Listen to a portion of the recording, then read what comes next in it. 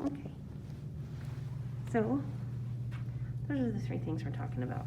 Now, when it comes to symbolism, you can think about what the American flag symbolizes as a whole. When most people think about it, they think about freedom. In the lottery,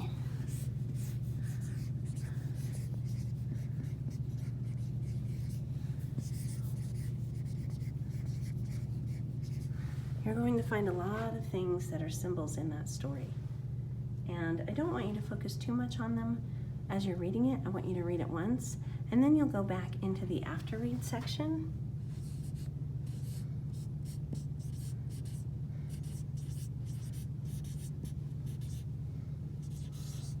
And then you're going to focus.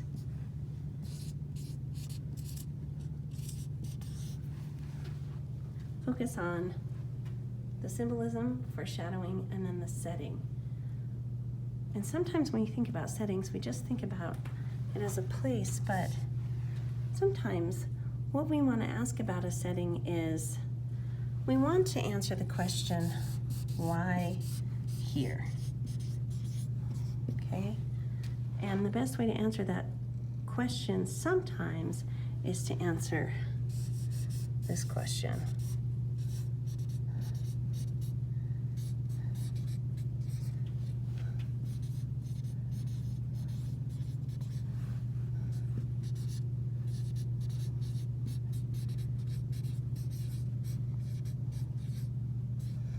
And it's, why can't this happen in another place? Let's see if I can make that. There we go. And one of the things you can think about is, like with Lamb to the Slaughter, we have a very upset pregnant housewife who hits her husband in the head with a frozen leg of lamb. Now, she gets away with it, but we also know it wasn't premeditated. Her idea before she did that act was to have a nice dinner with her husband once he got home, right? Now here's the problem with setting and how we can say, why here? Why 1950s? Why a housewife? Well, if we ask, why can't this happen in another place? If we say, for instance, could it happen in Beaver, Utah in 2020?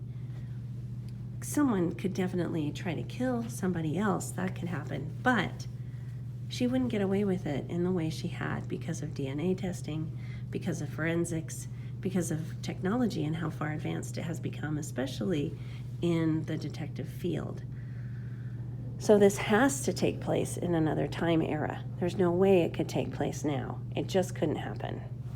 So when we say that, then we can open it up to all kinds of things. We can say, well, an obedient housewife wouldn't have been so angry as well because she could have had a job. So we can say, well, she's mad because she doesn't have a job. So this is part of the setting. What are her opportunities in the 1950s? All of that has something to do with the setting. The fact that we don't have DNA, the fact that we don't have those forensics. That's why this setting in Lamb to the Slaughter is so important. When it comes to the lottery, we're going to have the same question. Basically, why here? Why can't this happen in another place? And you'll get to that after you read it. So today what you're going to do is just, I don't know if you can see me very well, but you're going to fill out the before you read questions, and then I'll show you where those are in the book in just a second, and then read the story. And then if you have time, go ahead and do the after questions. If you have any issues or you're not sure about something, you can always email me. And I have the text right here. Da-doo. So, well, there we go. So the before you read section is on page 20. Okay, and you want to make sure you get that done before you read Shirley Jackson's The Lottery. And we're going to talk here about elements of setting and foreshadowing. Okay, then there's also symbolism. You've already made your own symbol as to who you are. So that kind of helps with the symbolism. And then this is the after read on page 26 and page 27. And that's basically for the week. There's also going to be a video of the lottery posted, but please read the story first before you watch the film. Okay, have a great week, everyone.